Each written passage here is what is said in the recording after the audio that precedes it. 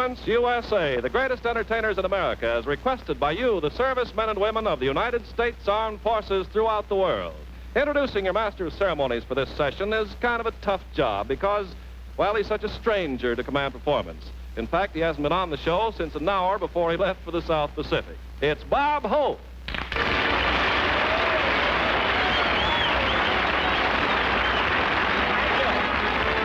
How do you do, ladies and gentlemen? This is Bob. That wasn't my scotch that fell out of the plane Hope.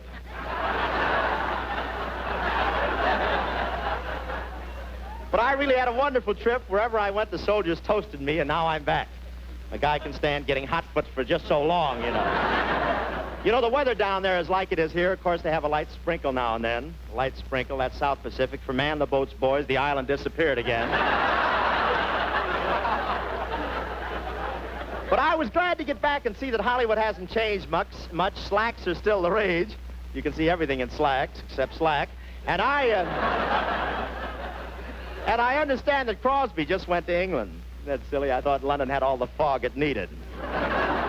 You know why Crosby went over, of course. The Army finally decided to have some entertainment for the older servicemen.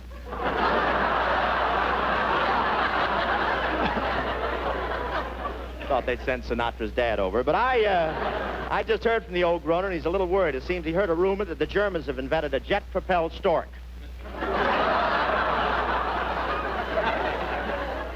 But you know, one of the most heartening facts I picked up on my GI jaunt was that two of my favorite gals here in Hollywood are fast becoming your favorite overseas. A lot of you guys who have seen Two Girls and a Sailor have written us requesting the Mrs. June Allyson and Gloria DeHaven.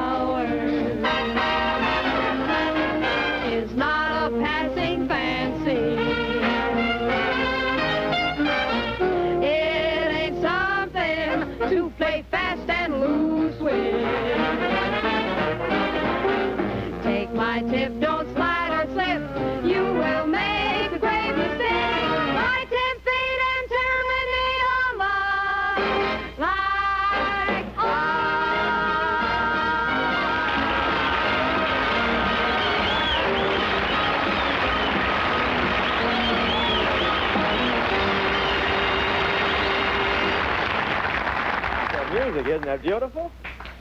I want to tell, ladies and gentlemen, now I'd like you to meet a member of our troupe that has just returned from the South Pacific, a man who's been all over, a famous world traveler, Professor Colonna, right here. There he is. Say, Professor, we'd like a few words on your experience as a world traveler. That Pacific tour wasn't your first big trip, was it, Colonna? Oh, no, I've been to England, Russia, Australia, Africa, and Alaska. You've been to England, Russia, Australia, Africa, and Alaska? Yes. I'll get one of your checks cashed yet.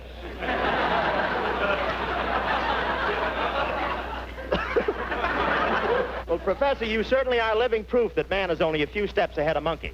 Well, walk fast. I'll wait for you. I don't know if I told you this or not, Hope, but I'm planning another big trip. You see, I'm going to visit the icebox, the oven, and the pantry. Icebox, oven, and pantry? What kind of a big trip is that? Cook's tour.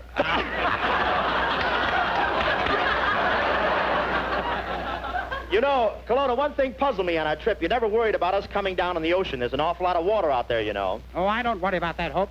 I can hold my breath for 3 hours. You can hold your breath for 3 hours? That's ridiculous. Oh, it is, eh? Yes, it is. Nobody can hold his breath for 3 hours. Well, watch. I'll prove to you right now. Say, fellas, while the professor's holding his breath, I'd like to say something that I think is pretty important. When the Army decides to bust you back to civilian life, you're going to need and want a lot of things that cost money. You won't be able to get by like Colonna does just by holding your breath. No, the new clothes you'll want to start in business, getting married. Incidentally, the professor's getting red in the face. Well, there are things to start saving for now. A good deal is GI bonds or soldiers' deposits. So think it over. Save a little each payday. Professor, how are you doing? Where does a guy go for a retread?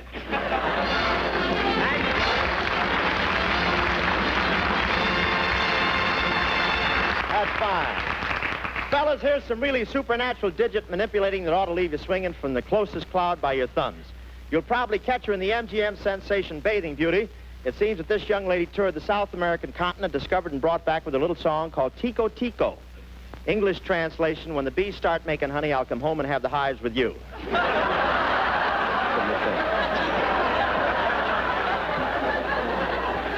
Regardless, I want you to meet one of the most talented artists ever to appear in command performance, assisted by the AFRS Orchestra, Miss Ethel Smith.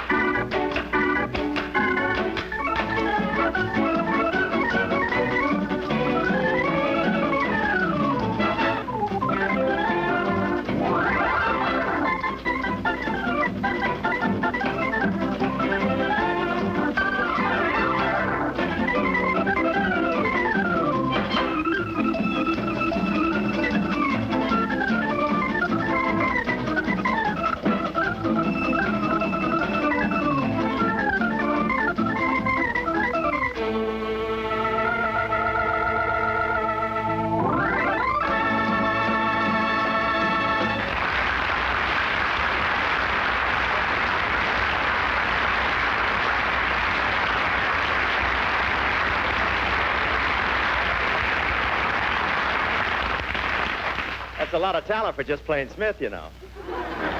But then it's always a pleasure to introduce your next guest, a lovely young lady who spent so much time with you GIs all over the world.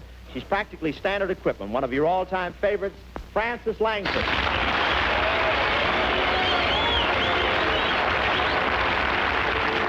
Embrace me, my sweet embraceable you.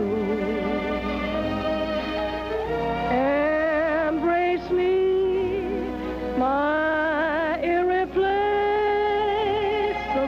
you. Just one look at you, my heart grew tipsy in me. You and you alone bring all the gypsy in me.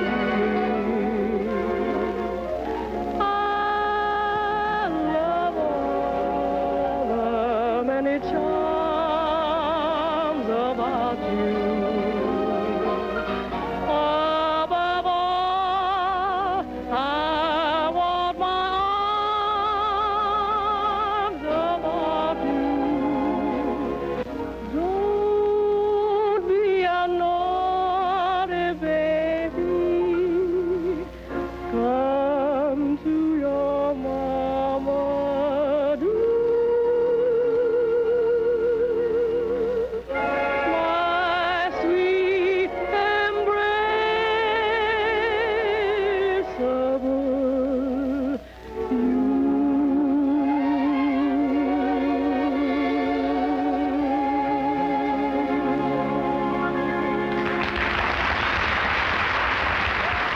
Well, men, it looks like that does it for this session. And speaking for the gang with us tonight, and for all the guys and gals who come down here to command performance every week, I want you to know we consider it a privilege to knock out these programs and try to make life just a little brighter for you.